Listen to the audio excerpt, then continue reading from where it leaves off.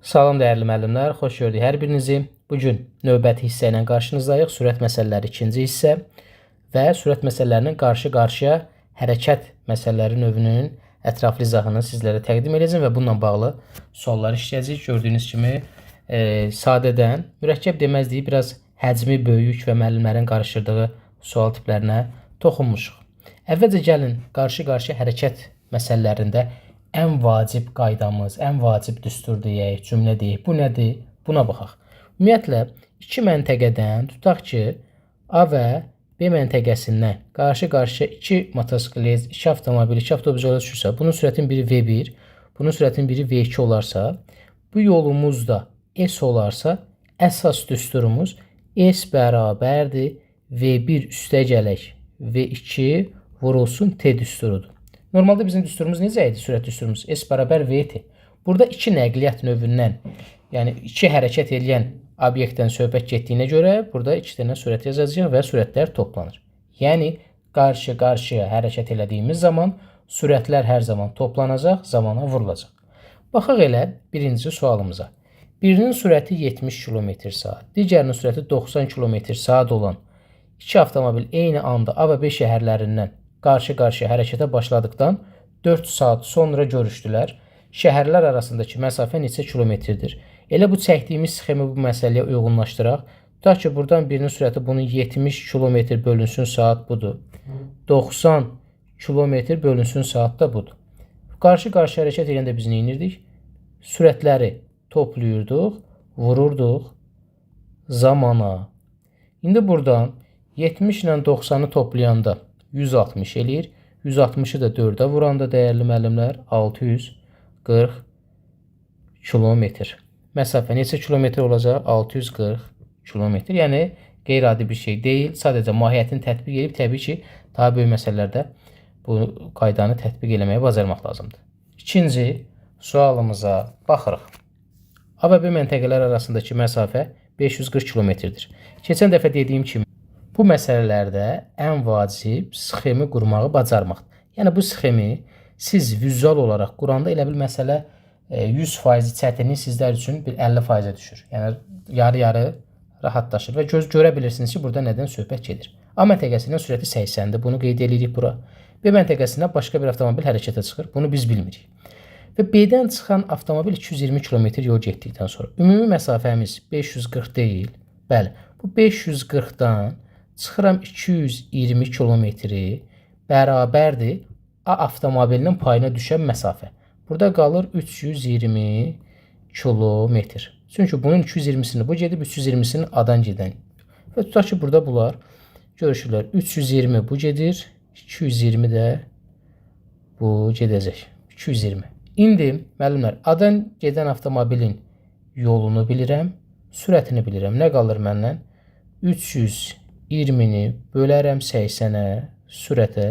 Alınar burada neçə saat? Alınar 4 saat. 4 saat burada bunu tapdıq. İndi diqqət edəcəyimiz məqam nədir?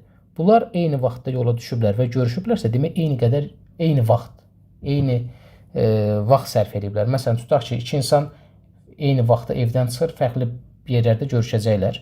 Daha doğrusu fərqli evlərdən çıxıb eyni yerdə görüşəcəklər. Onların hər birini sərf elədiyi zaman eynidir. Onda belə çıxır ki, B-dən hərəkət edən maşın da 4 saatdan sonra bu nöqtəyə çatır, görüşmə nöqtəsinə. Bu məntiq əsasən 224'ə böləcək, burada eləyəcək 55 kilometr bölünsün saat. Doğru cavab elədir B variantı. Növbəti suala baxaraq müəllimlər, üçüncü sualımız. A və B məntəqələrindən, yenə A və B məntəqələridir. Aradakı məsafə 180 kilometrdir. Eyni anda sürətləri fərqi 6 km olan iki motosikletçi yola düşdü. Motosikletçilər qarşı-qarşıya 2 saat yarım hərəkət etdikdən sonra sürətləri fərqi 6 nə deməkdir? Bunu istemtəlniyə də gətirib həll eləmək olar, amma daha rahat yolu budur. Sürətləri fərqi 6 o deməkdir ki, bunun birinin sürəti V-dirsə, digərinin sürəti V üstəgələk 6-dır. Yəni fərq birinin digərindən fərq qədər böyük olduğunu göstərir. 2 saat yarımız da 2,5 saat deməkdir. Sürətlər məlumdur, məlumdur. 2,5 vurulsun sürətləri cəmi V üstəgələk 6 bərabərdir. Bura çaşıb 15 və ya 180 yazmırıq. Bax, diqqət olunacaq məqam nədir? Qarşı-qarşı hərəkətdə arada məsafə qalırsa, müəllimlər, bu aradakı məsafə gedilməyən məsafədir. Ona görə ümumi məsafədən çıxılacaq. Demək, bura 180-dirsə, bax, burada bu 15 kilometr qalıbsa, bu bura qədər gəlib, bu bura qədər. Bu 15 gedilməyəndir. Gedilməyən nə olur? Yəni, gedilməyənə biz belə deyək də, əmək sərf eləmirik, benzin sərf eləmirik. Ümumi məsafədən bu 180-dən çıxacaq bu gedilməyən. Yəni, bu 15-i. 180-dən 15-i çıxanda nə qədər qalır? 180-dən 15-i çıxanda qalır 165 kilometr. Bura yazıram 165 kilometr. İndi həll eləsək 2V üstəgələk 6 bərabərdir. 165-i 2,5-ə böləndə eləyir nə qədər? 66. Buradan 2V bərabər 60. V də bərabərdir 62-yə böləndə 30. V-ni biz 30 tapdıq. Bizdən sürəti çox olan motosikletçi. Birinin sürəti 30-dursa, digər V üstəgələk 6 elədi 36. Bu yolu nə qədər vaxta gedər? Bu yol dediyi 180 kilometrdir. 180-i burada böləcəksən 36-ya, 180-i 36-ya böləndə demək müəllimlər eləyəcək 5 saat. Doğru cavab B variantı. Yəni mahiyyətini bunun da bildiniz ki, nədir? Bu ortada məsafə qalanda bu gedilməyən sayılır və ümumidən çıxılır. Növbəti 4-cü sualımıza baxırıq. A məntəqəsindən, bura A məntəqəsidir, burada B məntəqəsidir. A məntəqəsindən saat 10:00-da velosipedçi, B məntəqəsindən saat 10-a qarşı 11:00-da motosikletçi yola çıxaraq saat 14:00-da yolun ortasında görüşürlər. Yolumuzu qeyd edirik. Bu yolun ortasıdır. Yolun ortasında 14:00-da görüşürlər. Hər bir şey yazırıq. A məntəqəsindən yola düşən velosipedçi neçədə yola düşür? 10:00-da. 14:00-dan 10:00 çıxanda qalır bura 4 saat bu gedib. B-dən hərəkətə düşən motosikletçi neçədə yola düşür? 11:00-da. Bura yazıram 11:00. Onda burada yazıram 11-dən 14 çıxanda yazıram bura 3 saat. 4 saat bu gedir, 3 saat bu gedir. İndi velosipedçinin sürəti 15 km/saat olarsa, çox rahat. Velosipedçi A məntəqəsindən yola düşmüşdür. Hərəkət müddəti 4 saat idi. Sürəti də 15-dir. 15-i vuraram 4-ə bərabər eləyər 60 km. Yolun yarısı 60 kilometrdirsə, digər yarısı da 60 kilometrdir. Çünki bunlar yolun tən yarısında görüşürlər. Onda burada yazıram 60. Bizə deyir ki, motosikletçinin sürətini tapın. Artıq motosikletçinin getdiyi yolun uzunluğunu bilirik, zamanını bilirik. Sürətini tapmaq üçün məsafəni, yəni 60-ı bölərəm zamana 3-ə. 60-ı da 3-ə böləndə eləyir 20 kilometr bölünsün saat. Doğru cavab B variantı. Növbəti 5-ci suala baxaraq dəyərli müəllimlər. 5-ci sualda A və B şəhərlərindən eyni anda, bu da maraqlı sualda diqqətli oluruq, A və B şəhərlərindən eyni anda bir-birinə tərəf 2 avtobus hərəkət edir. A-dan hərəkətə başlayan sürəti o birindən 12 km çoxdur. Bu buradan, bu da buradan. Onda buradan hərəkət edən sürəti V-dirsə, bunun sürəti V üstəgələk 12-dir. Qarşılaşanda A-dan hərəkətə başlayan avtobusun getdiyi yol o biri avtobusun getdiyi yolun 3 mislidirsə, onda bu S qədər yol gedibsə, bu 3S qədər yol gedib. Yolumuz da S ilə işarə olunur. İndi burada nə tapa bilərik? Bax, bunu yazmışıq.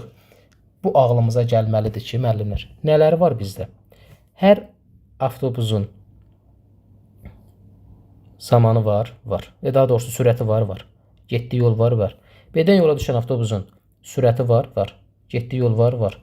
Yolu, sürəti böləndə nəyi tapırıq? Zamanı tapırıq.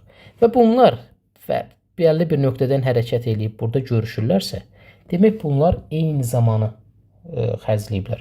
Ona görə A-dan hərəkətə düşən maşının bu 3S-i böləcəksən və üstəgələk 12-yə niyə bölürük? Çünki məsafəni sürətə böləndə zamanı verir. B-dən hərəkət edən avtobusun getdiyi yolu, yəni S-i böləndə V-yə eyni zamanı verir. Və bunlar yenə deyirəm, eyni vaxtda yola düşüb görüşən adamlar eyni yol gedir, eyni zaman sərf edir daha doğrusu. Baxın, bir də təkrar edirəm. Eyni vaxtda yola düşən adamlar görüşürlərsə, onlar eyni vaxtı sərf edirlər də. İndi bunu, burada bu S-in olmağı sizi çalışdırmasın. Bunu çarpaz formada vurub həll eləsək, alarıq burada 3SV bərabərdir S vurulsun V üstə gələk 12. Bunu ikinci rahat qayda ilə də deyəcəm sizə, narahat olmayın. Əslində bu ağla gələn budur. Digər ağla gəlməyə bilər, amma gəlsə daha rahat olar. İndi burada S-lər gedir, qaldı burada 3V bərabərdir V üstə gəl 12. 2V bərabər 12. V də bərabər 6-ya. V-ni 6 tapdıq. Bizdən sürəti, adan hərəkətə başlayan sürətini soruşur. Adan hərəkətə başlayan sürəti V üstə gələk 12-dir. 6 üstə gələk 12 bərabər 18. Doğru cavab C. Başqa bir qayda deyim müəllimlər sizə. Yolların 3 mislidir. O deməkdir ki, baxın, adan hərəkətə başlayan avtobusun getdiyi yol, o biri avtobusun getdiyi yolun 3 mislidirsə, onda bunun yoluna bölsək 3 dəfə olunar. Yəni, bir ədəd digər ədədin 3 mislidirsə, böləndə nə alınır? 3 dəfə çox ədəd. Eləcə də sürətlər belə olacaq. V üstə gələk 12 bölünsün V bərabər 3. Bax, bir də bu yazılış da doğrudur. Yəni, yolların nisbəti ilə sürətlərin nisbətini biz bərabər götürə bilərik. Çünki yolla sürət nədir? S bərabərdir. V vurulsun T düz mütənasibdir. Bax, məntiq bundan ibarətdir. Buradan da yenə V üstə gəl 12 bərabərdir 3V. 2V bərabər 12. V də bərabər 6. Yenə də gətirib yerinə yaza bilərik. Bu da bizim ikinci qaydamız. Növbəti və müəllimlərin biraz çətinlik çəkdiyi sual tipidir. Burada düşünərsiniz ki, elə qarşı-qarşı hərəkətdə müəllim 80-i 20 ilə 40-a toplayaq, 800-də bölək 20 ilə 40-ın cəmini. Amma elə deyil. Diqqətli olaq. Demək, A məntəqəsidir. Özümüzdən yazaq. Burada B məntəqəsidir. Bu yolumuz bizə deyir ki, bir-birlərinə doğru yola çıxır. Yolun yarısı asfalt, yarısı torpaq. Tamam, bax, burada qeyd edirik. Bura yazıram torpaq. Bura yazıram asfalt. Asfalt. İndi torpaq yolda 20 km/saatla, asfalt yolda isə 40 km/saat sürətlə hərəkət etməyə uyğunlaşdırılmış. Bu nə demək? Demək, bu maşınlar mexanizmində biz dəyişiklik eləmişik. Avtomatik olaraq maşınlar torpaq yolda 20 ilə gedir, asfalt yolda 40 ilə gedir.